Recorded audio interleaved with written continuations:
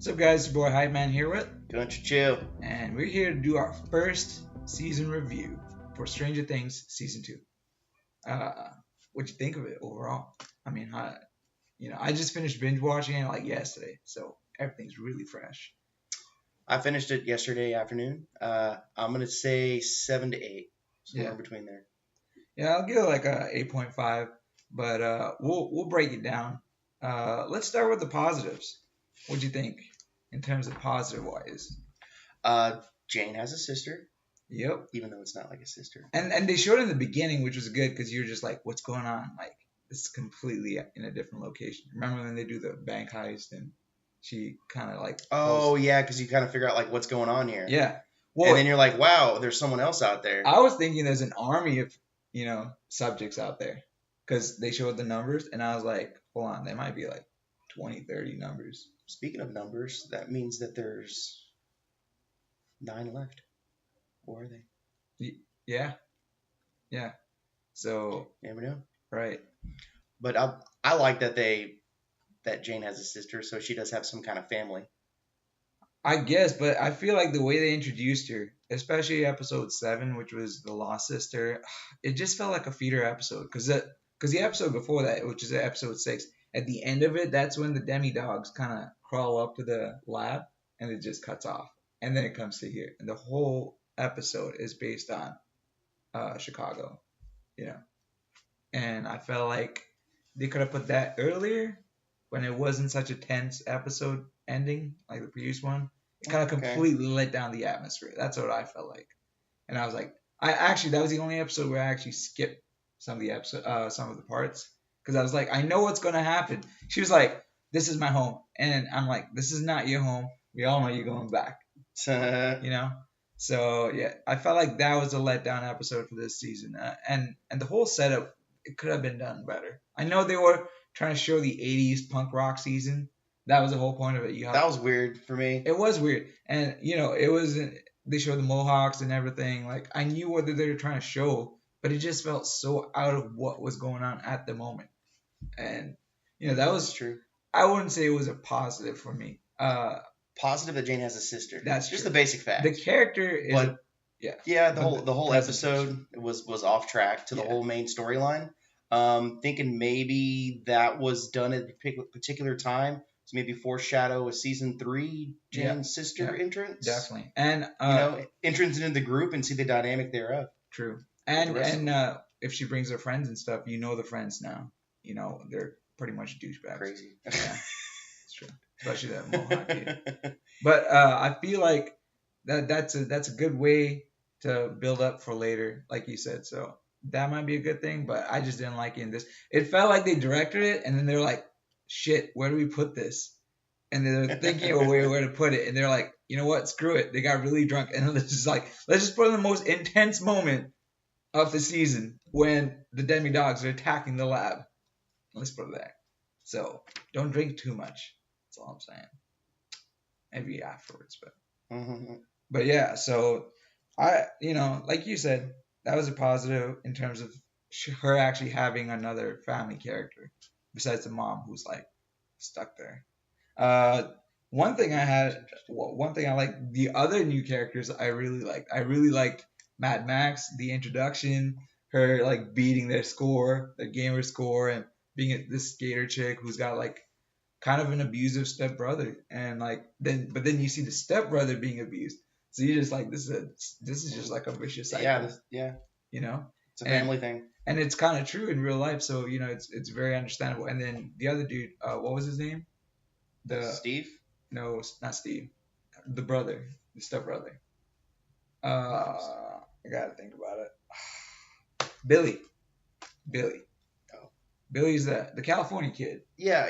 The abuse. The MILF hunter. Yeah. I honestly did not think that the mom was hot until that particular episode. I was like, whoa.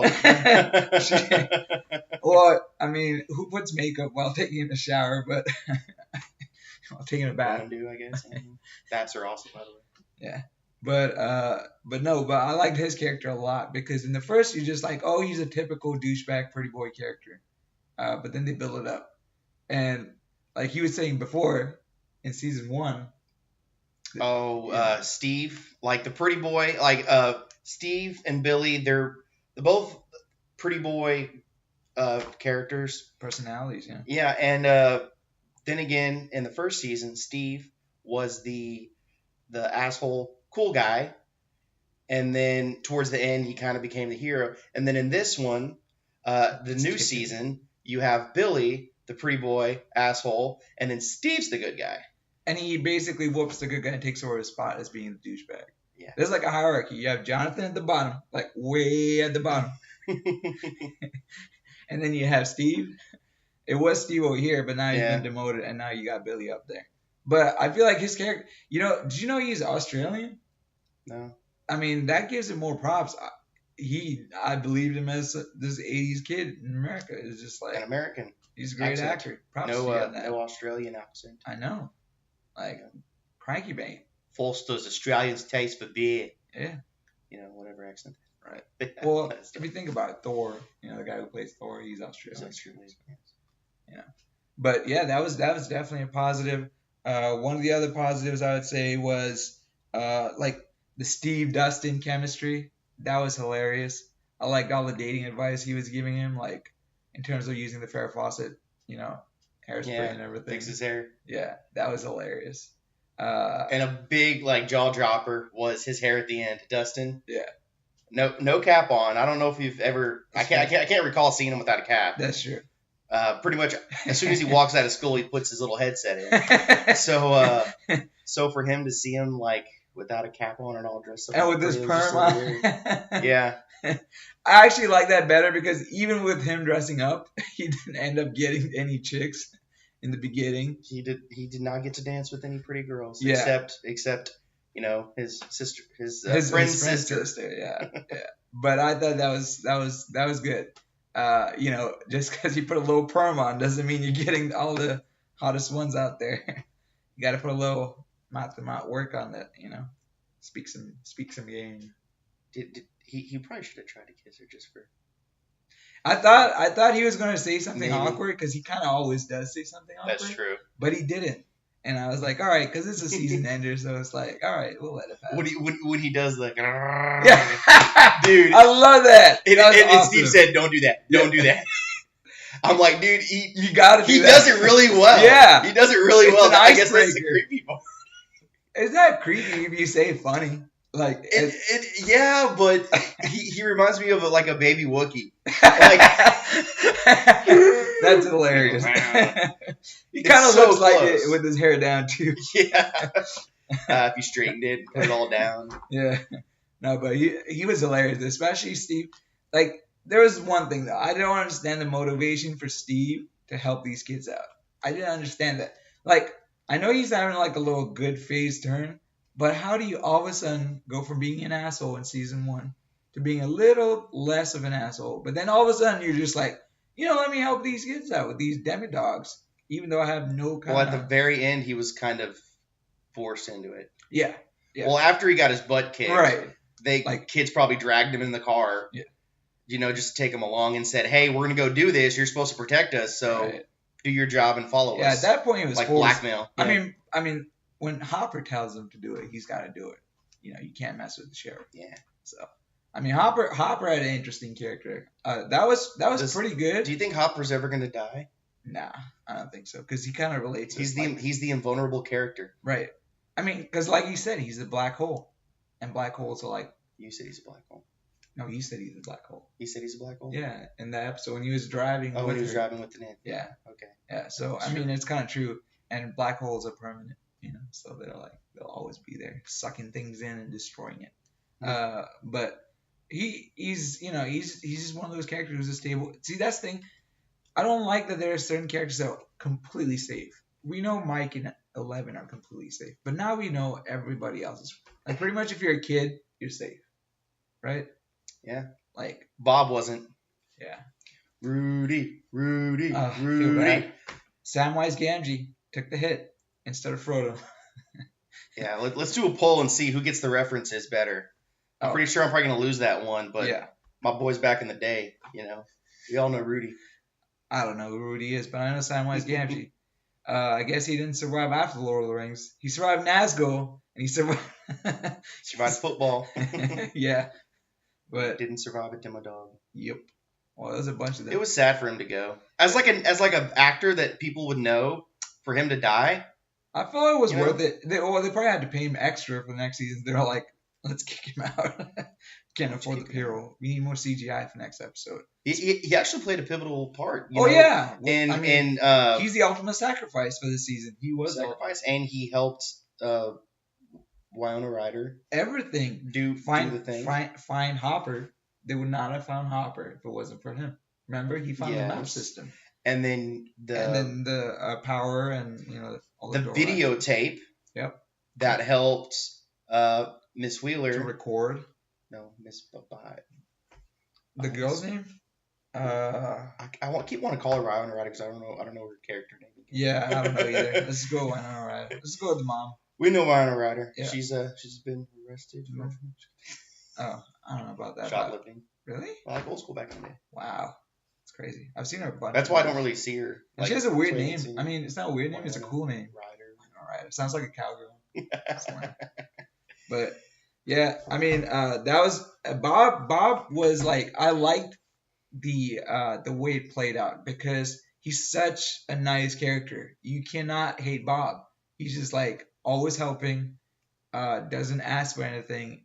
He goes along with it, even though brings imagine her lunch at work. I know, and imagine if on the regular you found this girl and you're talking to her. She's a mom and she has all these kids. She has all these issues. And she just tells you, let's go to this random place in the park. And you go and she takes a spade and like, you see these vines and stuff. And she's like, Bob, I need your help. Honestly, 99% of the time, I would just be like, freak out and run. I am out. This is just way too much. I'm bringing you lunch. Next level. And this is what you do. You take me to like some weird creepy hole down there with like moving vines and shit. But yeah, I mean, I felt for it, and I think that's what made his character that much more impressive. Because if he was still alive, you'd just be like, "Oh, that's Bob," like he's a good guy. He's a safe good guy because he did so good. Nothing's gonna happen to him. It's like emotional investment. You emotionally invest because he's done so much good. You expect him to survive, but he didn't, and I think that's good because that's kind of reality. A lot of the people who do good in this world end up passing away prematurely. If you think about it. It's deep. Yes. I mean, JFK, Lincoln, Gandhi, all that. It goes on. But yeah, so I thought Bob was definitely a good character. So like I said, overall new characters except for the sister. You disagree on that, but they were pretty good.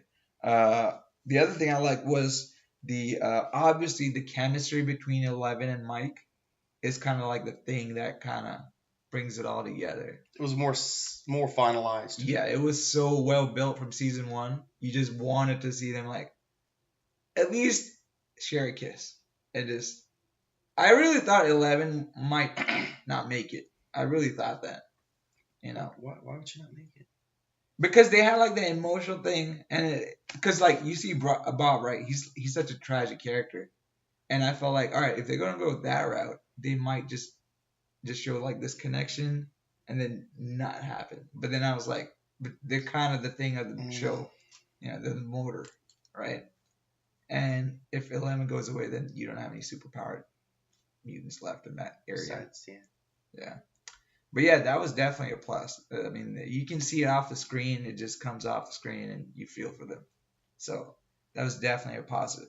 Yeah, there was so much buildup throughout, trying to, 11 was trying to listen to him and he was calling out for her every day and she knew exactly how many days it was. Yep. So to have that, and the same finally happen. Exactly. And the same thing can be said with Nancy and Jonathan. Yeah. Like that was a great buildup from season 1 too.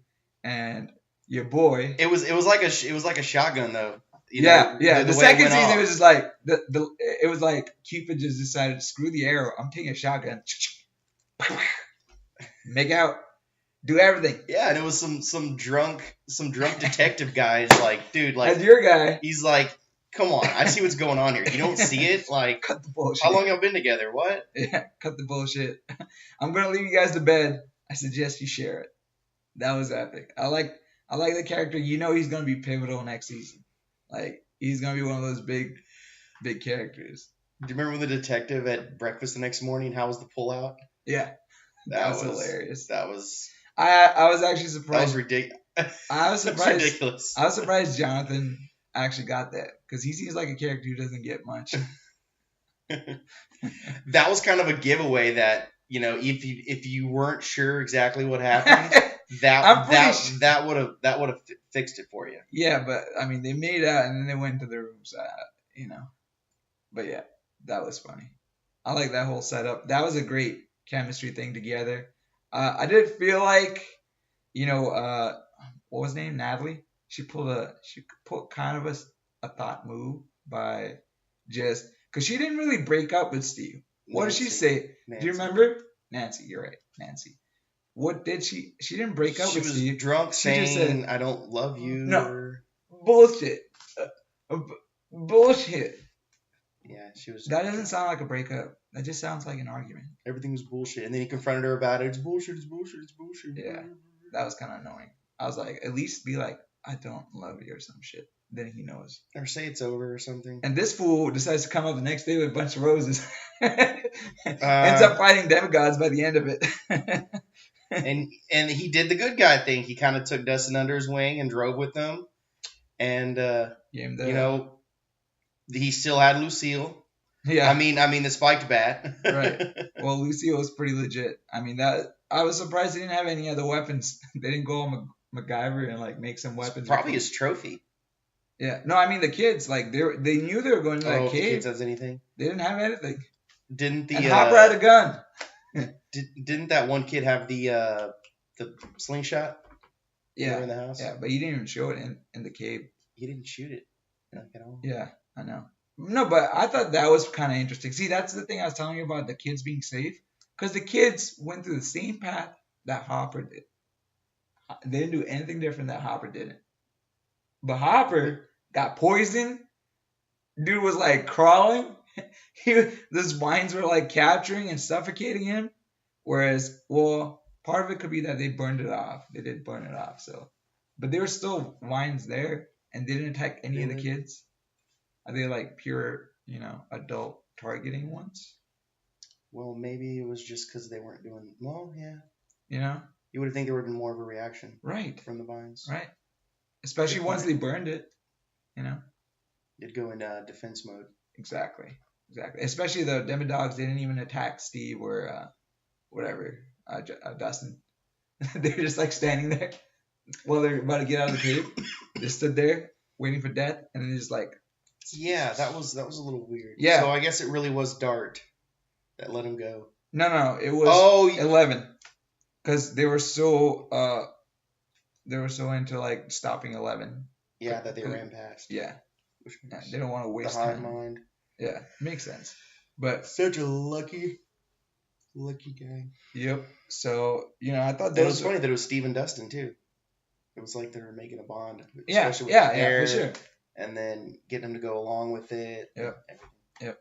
I mean, I hope Steve finds a better chick next episode, next season. But I mean, the only thing, see, if this was any other girl who was like not like studious and smart, it wouldn't work out with Jonathan. There's just no connection. But because she's smart and he's just like that quiet, nerdy type, there is that connection, 99% of the time in other cases, it would probably be her being with Steve. Like, probably Billy, since he's the alpha now. Well, that detective had it right, the old traumatic experience together. Yeah, that's true. Especially when they were like, oh, should we put the light on? Keep it off? Oh, Right. They were in separate beds, but I think maybe next season, if there is a next season. Well, they already shared the bed. I think we're good. I'm good. I think it's going to be a one bed now. They're good on that. It'll just be weird because their families are kind of so different too. Like, Jonathan's family is just like way on the other side. You got Will, who's like a demon spy. And then you got his mom, who was kind of eccentric herself. Like, really overprotective too. Yep. Oh, yeah. It kind of makes sense. Yeah, when your kid's been possessed by a demon and stuff, And disappeared for a week and went to another dimension. Yep. was lost in another dimension. you'd kind of be protective. But yeah, do you have any other thoughts about it? Oh, well, if we covered everything we could think of. Well, let's talk about the actual ending. Like, what do you think about that? It seems like everything's done. Yeah, that's what I feel. It does seem like everything's done. I feel like they really. But then at the very last part, they flip it upside down, and then you're like, hey, well, maybe something's gonna happen. Yeah, I mean, there's definitely more they're gonna explore. They just make too much money out of this. Where you have the sister and that other guy's still loose, the villain, the doctor guy. Yeah, the villain, the flashback. Remember, she was like, Papa is gone, and they're like, no, Papa is not gone. He's still here. You know what I'm talking about? Yeah. The one who took her away in the beginning. But I thought like we saw him die. Yeah, but hey, they said remember the old guy? The chubby guy. The chubby guy He's not dead. So I don't know what's going on with that. That's what he said. That's the setup for next season, obviously. But I really feel like they tied the knot from the first season like really well. Everything, all the questions you had from season 1 were almost fully, checked off. The only thing left is Upside Down. Yeah. And I feel like what they can do for next season is focus on another location, have some recurring characters, maybe Hopper show up once in a while, but like focus on a bunch of new characters because we know everything inside and out now. Like I would hate to see like an episode being about like Mike and Eleven get into a little argument and like, get a little spat because at the end of the day they're going to be together. And there's established relationships. So I feel like you need a new location with some recurring characters, but how this is affecting other towns, small towns, which would be pretty cool, I think. Yeah, and maybe there's a bigger story that'll unify them at the end. Yep. And then because they like doing the flashbacks, so they like going, back in time, but why don't they go sideways? Right. Have parallel stories coming together. Yeah, I'm sure there's a technical name for it, but yeah, we're not. Parallel and perpendicular. There you go. Makes sense. Perpendicular. Well, those are all the things I had. The other gripe I have is the CGI. The CGI could have been a little better. Netflix, considering you spent $1 billion on your budget, I believe Stranger Things would be on top of your list in terms of budget. The Demidogs, sometimes it felt like it was a sci-fi movie. Yeah, very, very cartoony. Yeah, like I like the actors. They really tried and made it look like it was right there. Mm-hmm. But I was just like, this looks like a puppet from the 80s. It reminds me of like some of those cartoon shows back in the day. I can't think of one right now. But like in the 90s and stuff, they had those little puppet characters. So it was in animatronics? Yeah. It felt like animatronics. Like slow animatronics. Or it felt like toys. I just think they should have done a better job with the CGI. Like, I like that when they came out, that was sick. Mm-hmm. But then once they were running around, some of them, it was just like, dude, that looks like a little weasel or something. Like, the size was kind of hard for me to get. Because sometimes they look so big, and sometimes they're like little ferrets or something. Didn't they like to eat flesh, but yet all the scenes after in the hospital, like nothing's eaten, they're just wounded laying there? Yeah. So especially the doctor. I was just like, I swear to God, as soon as he was walking down the stairs and he saw blood, and he was like, hold on a second, I knew the doctor was alive. Like, there's no way the doctor would not be alive. You know why? Because before that, they were already setting him up to be there for next season to like explain more about what's going on with these subjects. He's the only guy who can explain to them. Like, he had all the videos. Even though he's like the evil doctor guy, he did save them. Yeah. I mean, that was his goal. He had like and he still lived. Yeah. Which is crazy. Yeah, because he's gonna. For him living, that would that would make it. Bob is furious about that. Yeah, Bob was just there to help with Will. Yeah, Bob was just there to be the sacrifice. To be honest, Bob, you're the hero of the season.